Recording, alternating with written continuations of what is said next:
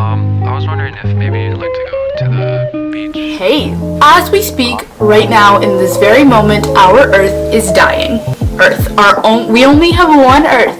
We have one planet. Our animals are dying. They're becoming extinct. And it's literally because of water bottles and straws and just we suck as humans. So today I am going to be talking about ways that we can preserve our planet, help save it. I am a human being, okay? I care about this planet a lot. However, I use paper towels, okay? You know, my family buys paper towels, okay? Sometimes I can't find kale at the grocery store that doesn't come in a plastic package. Or I don't always like to put my lips on dirty restaurant glasses.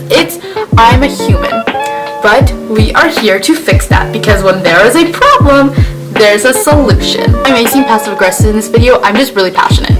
Number one, I'm putting this as number one because I feel like it's something that most people can do with like the trends going on nowadays is shopping secondhand or going to thrift stores, and you may not see this as eco-friendly, but I will explain in a second how it is. Not only shopping secondhand, but donating your clothes and like giving them, if you can give them to charity, that's 800 times better, but giving them to thrift stores and stuff. Americans throw away 13 million pieces of clothing a year, 81 pounds of clothes every year, which is so much.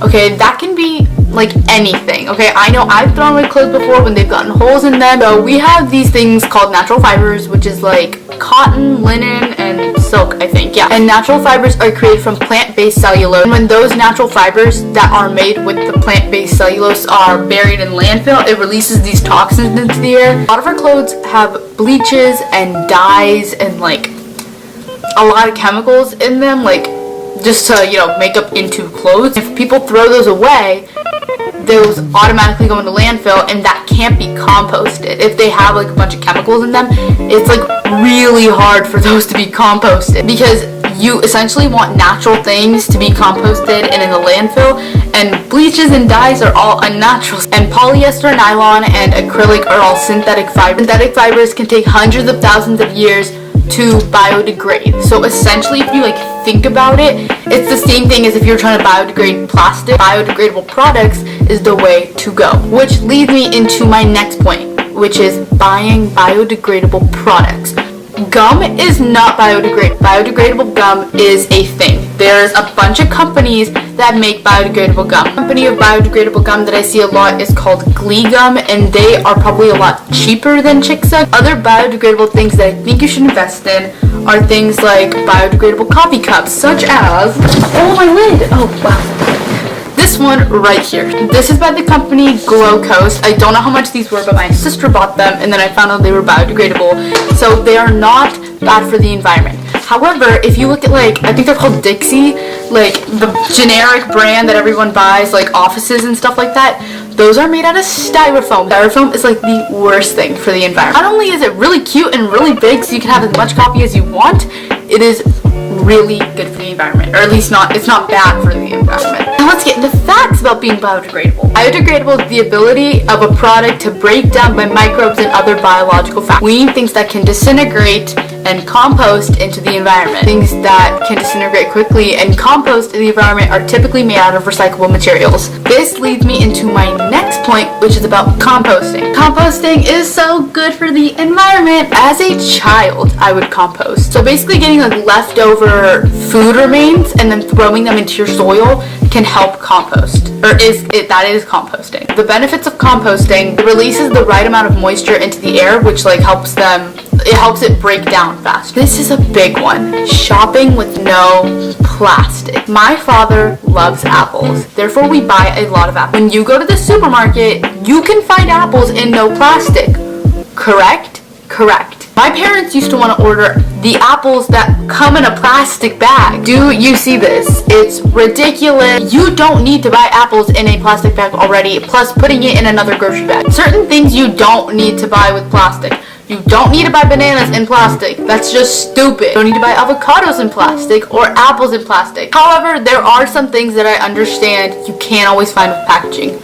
We eat organic in my family, and it's really hard to find organic kale that doesn't come in a stupid big plastic bag. Reusable shopping bags. Reusable shopping bags are so cheap, so easy to use, and you feel good using them. I mean, I feel good using mine. If I go to like Whole Foods or HEB, at the front, like at the cash register, they're usually selling them for probably $3. Basically, what some grocery stores do is they charge you like 10 to like 25 cents per grocery bag, and that like adds up, like per shopping plastic bag. If you spend $3 on a reusable grocery bag, I think some grocery stores will discount you. Same thing goes for like Starbucks. I have my Starbucks reusable cup. This was like $3. If you take this to a Starbucks, they take 10 cents off of your drink, I think, or at least mine does. You spend $3 on this, you save 10 cents on every time you buy a drink. It saves you money and saves our planet, most importantly. Plastic straws are stupid. We're just gonna use this as an example. Like,